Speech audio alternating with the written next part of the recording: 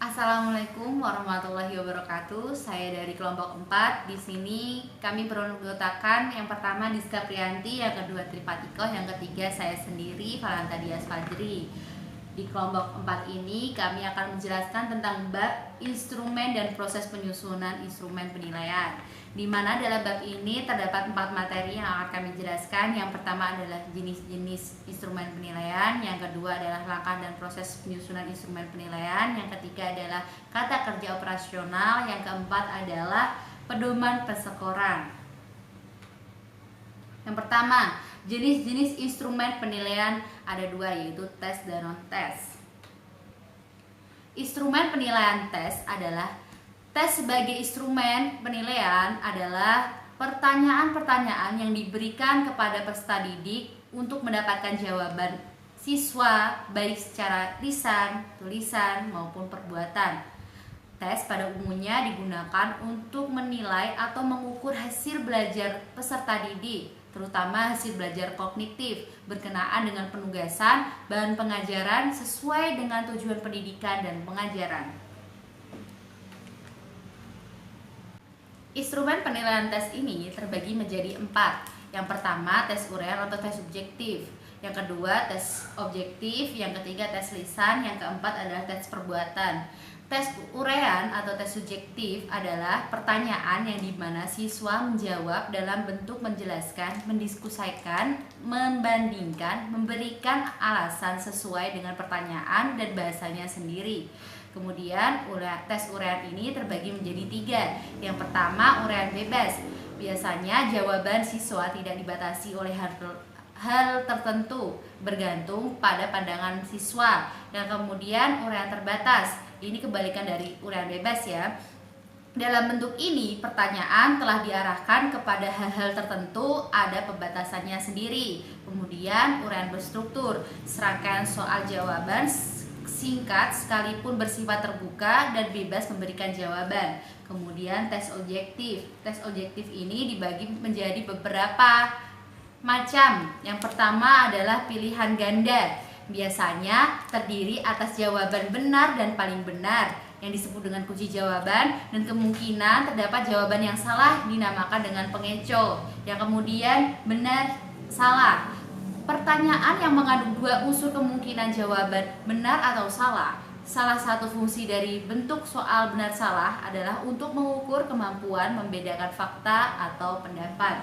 Yang ketiga adalah menjodohkan. Menjodohkan ini biasanya terdiri dari beberapa kumpulan-kumpulan soal dan kumpulan-kumpulan jawaban yang dibedakan menjadi 2 kolom. Biasanya kolom sebelah kiri itu kumpulan-kumpulan soal, dan sebelah kanan biasanya terdapat kumpulan-kumpulan jawaban. Kemudian melengkapi. Biasanya terdapat soal yang belum lengkap. Siswa diminta untuk melengkapi dengan kumpulan-kumpulan jawaban yang disediakan sehingga soal tersebut menjadi soal yang pas. Kemudian tes lisan. Tes lisan ini merupakan tes yang dimana pelaksanaannya dengan mengadakan tanya jawab antara pendidik dan peserta didik. Kemudian tes perbuatan. Tes perbuatan ini adalah tes yang penugasannya disampaikan dalam bentuk lisan atau tulisan dan pelaksanaannya dinyatakan dengan perbuatan atau unjuk kerja. Kemudian ini adalah instrumen penilaian non-tes yang terbagi menjadi 5 bagian. Yang pertama adalah pengamatan atau observasi. Teknik penilaian yang dilakukan dengan cara meneliti secara cermat dan sistematis untuk mencapai tujuan tertentu. Yang kedua adalah penugasan. Penugasan ini merupakan teknik penilaian yang menuntut peserta didik untuk melakukan kegiatan di luar kegiatan kelas. Penugasan ini dibagi menjadi 2. Yang pertama, tugas. Tugas itu adalah kegiatan oleh siswa secara terstruktur di luar kegiatan kelas. Contohnya, guru memberikan tugas kepada siswa untuk membuat kerangka kubus di rumah atau mengerjakan latihan-latihan soal di rumah. Kemudian proyek.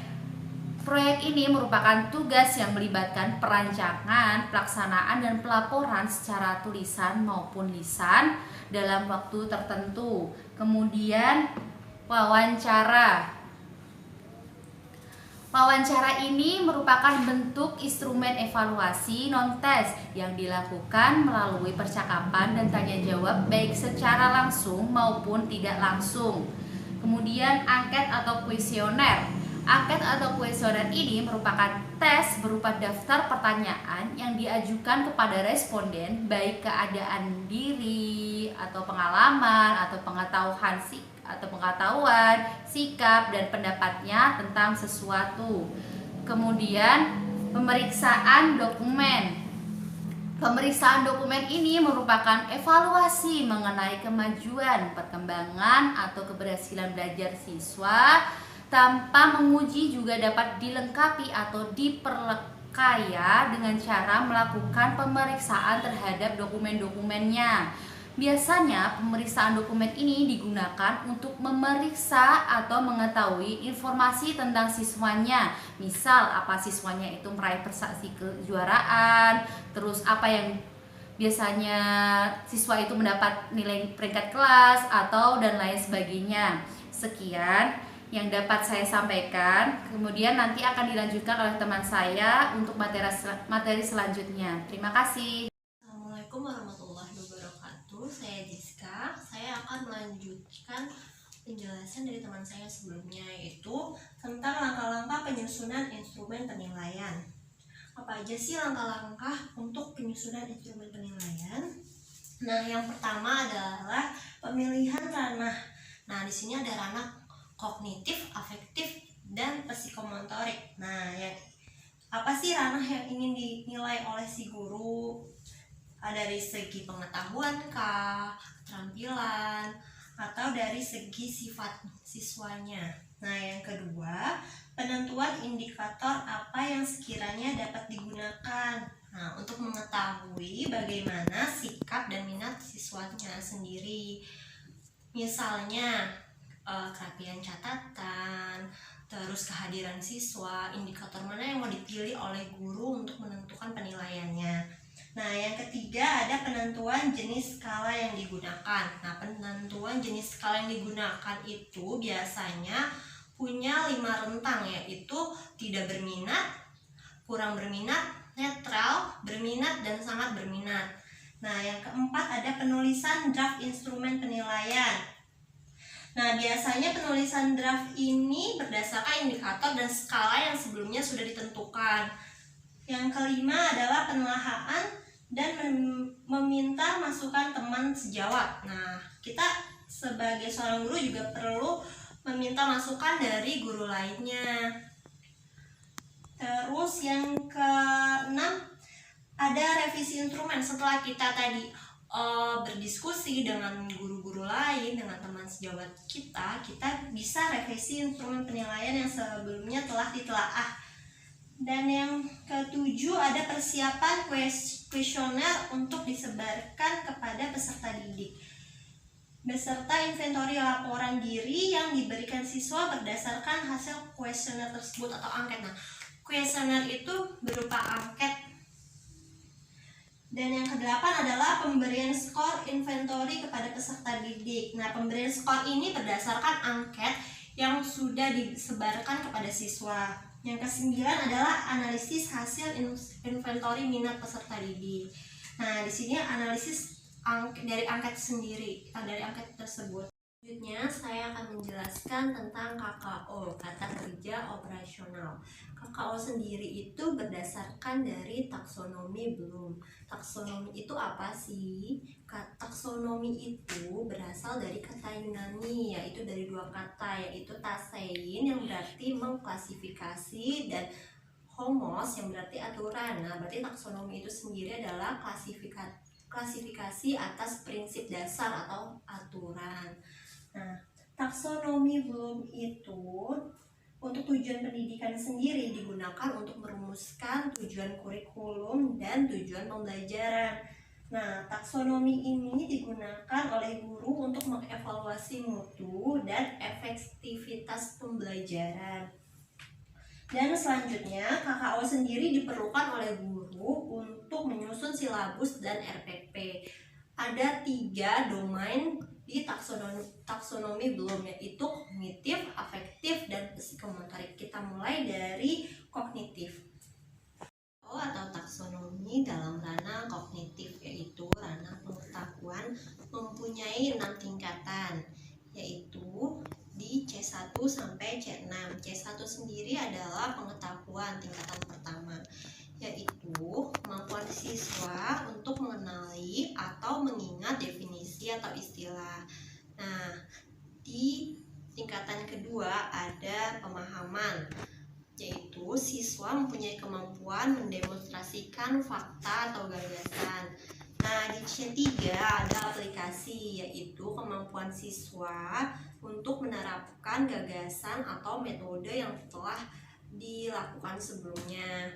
Nah, di C4 ada analisis, yaitu kemampuan siswa untuk menganalisis informasi yang telah diberikan. Nah, di C5 ada evaluasi, yaitu kemampuan siswa untuk melakukan penilaian terhadap gagasan itu sendiri. Nah, di C6 ada kreasi. Kreasi itu kemampuan siswa untuk mengkreasikan suatu gagasan. Nah, di tiap tingkatan mempunyai kata kerja sendiri, seperti di C1 yaitu pengetahuan, mempunyai tingkatan seperti mengutip, menyebutkan, menjelaskan. Nah, ini maksudnya adalah siswa dapat mengutip, menyebutkan, menjelaskan. Nah, seperti itu sekiranya. Selanjutnya, KKO atau taksonomi untuk ranah psikomotorik atau ranah keterampilan, yaitu mempunyai 4 tingkatan, mulai dari P1 sampai P4. Nah, di tingkatan pertama atau P1 itu ada menirukan. Apa sih itu menirukan?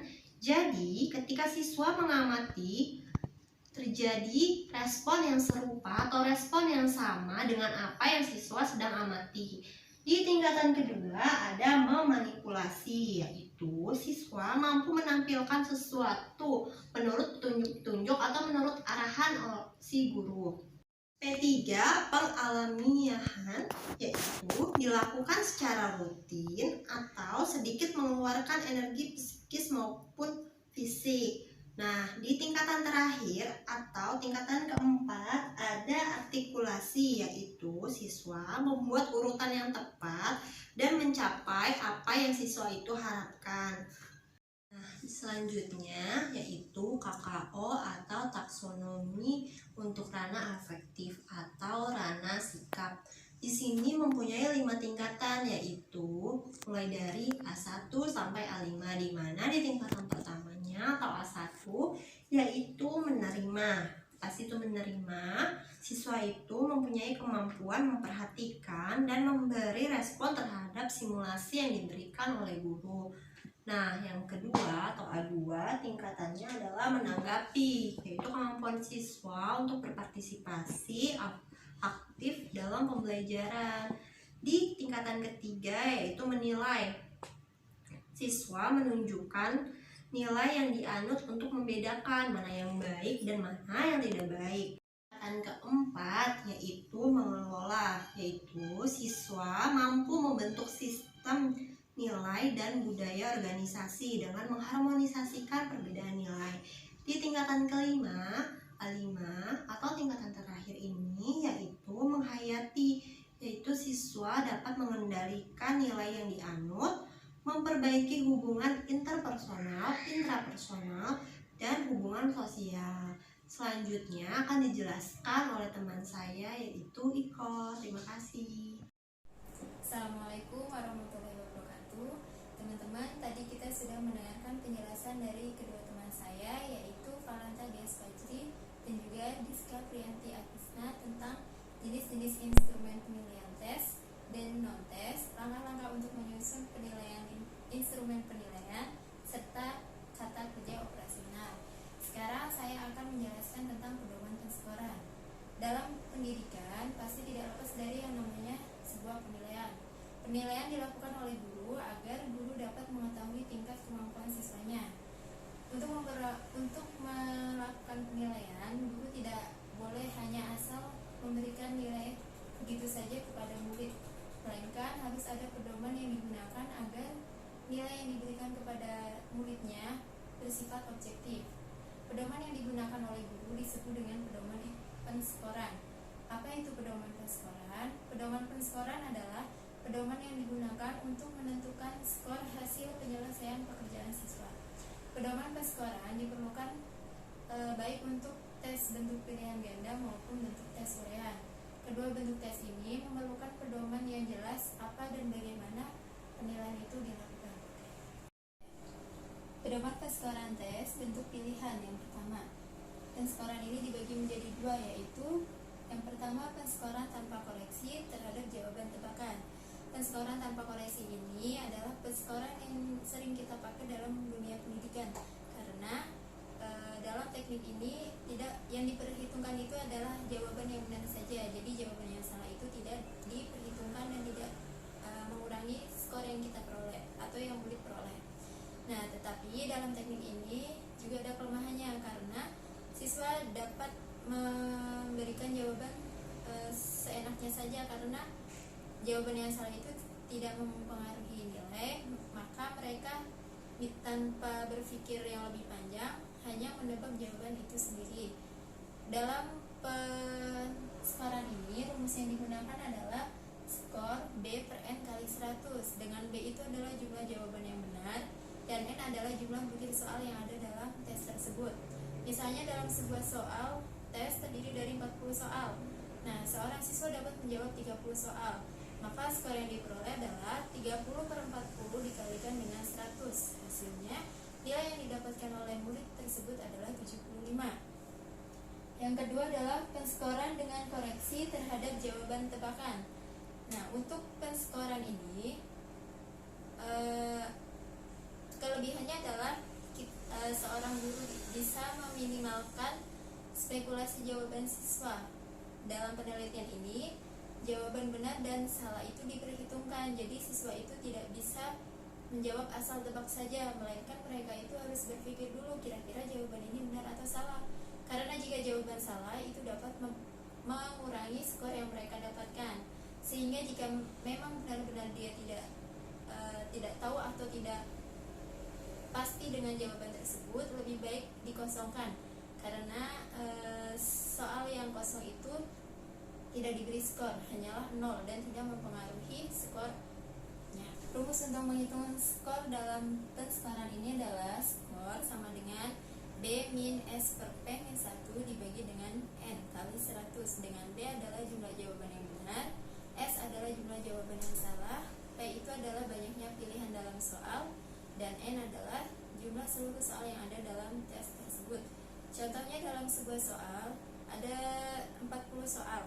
Nah, di situ ada 31 jawaban yang benar dan 9 jawaban salah. Maka cara untuk menghitung nilai skornya adalah di sini saya sudah menuliskan skor adalah B dikurang S per P min 1 per N kali 100. B jawaban yang benar adalah 31, S jawaban yang salah adalah 9, P banyaknya pilihan itu 4 dikurang 1 dibagi dengan jumlahnya soal N 40 dikalikan dengan 100. Jadi skor yang diperoleh adalah 70. Kemudian yang kedua adalah penskoran untuk bentuk tes urean.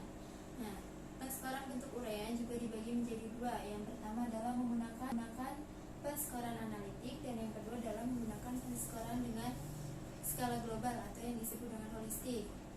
Yang pertama, penskoran analitik. Penskoran analitik itu biasanya digunakan untuk permasalahan yang jawabannya terbatas dan juga jelas.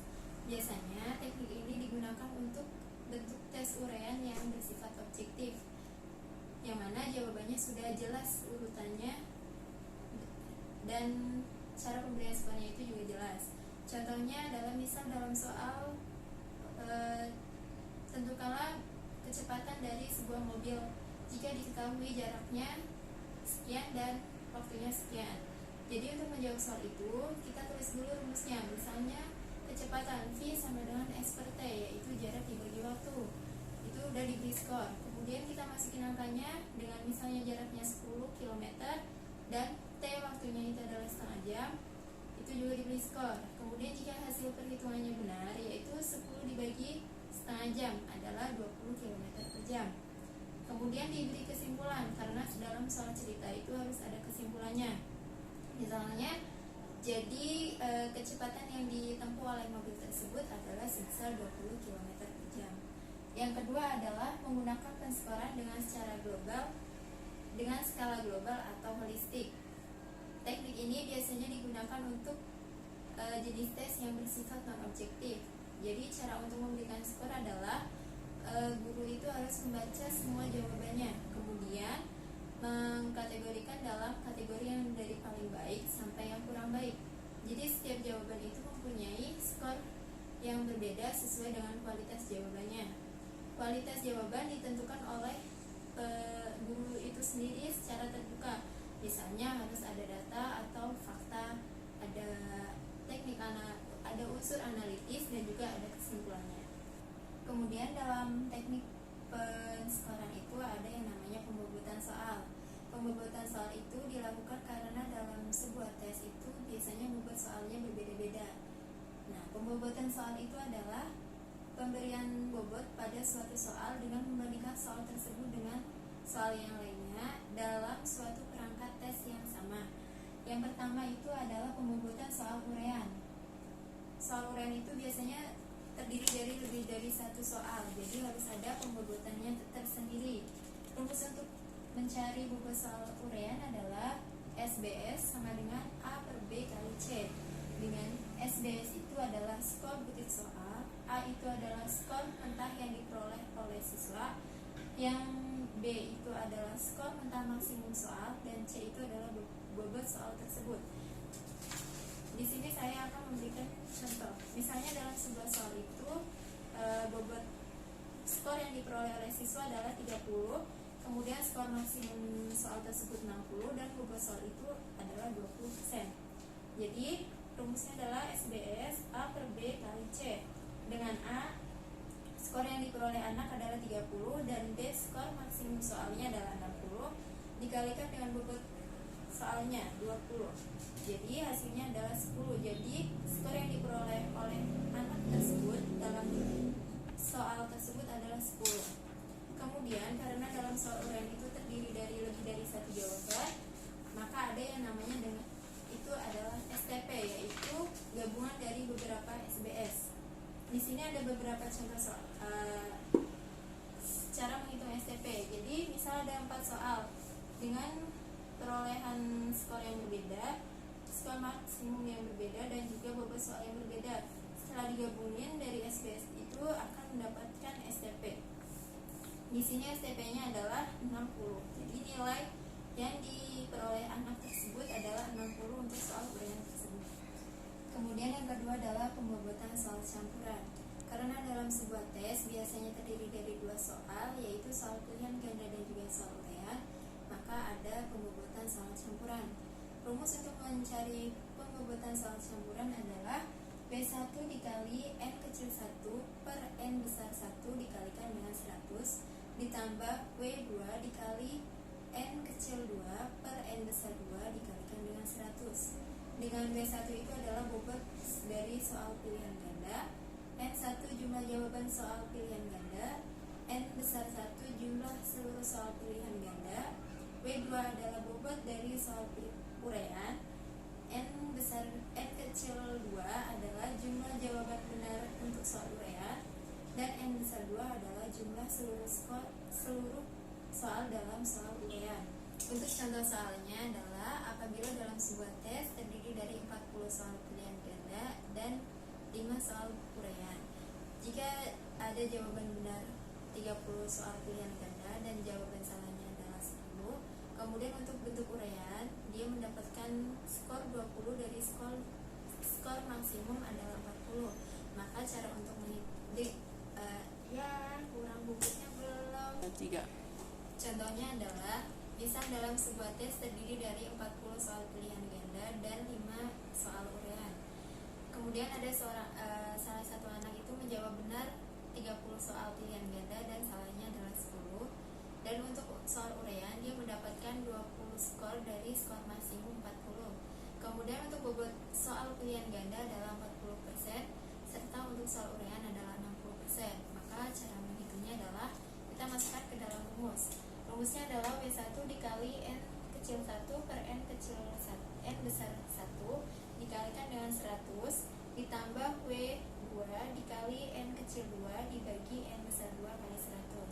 Bobot soal untuk pilihan ganda adalah 0,4, jawaban benarnya 30. Total soal 40 dikalikan dengan 100 ditambah 0,6 karena bobotnya 60%. Jumlah skor yang diperoleh 20 dan skor maksimumnya adalah 40 dikalikan dengan 100. Totalnya adalah 30 ditambah 30 sama dengan 60. Jadi skor yang diperoleh anak tersebut adalah 60. Demikianlah presentasi dari kelompok kami. Semoga apa yang kita sampaikan bermanfaat bagi teman-teman semua. Apabila dalam penyampaian kita masih banyak kekurangan, kami mohon maaf. Wassalamualaikum warahmatullahi wabarakatuh.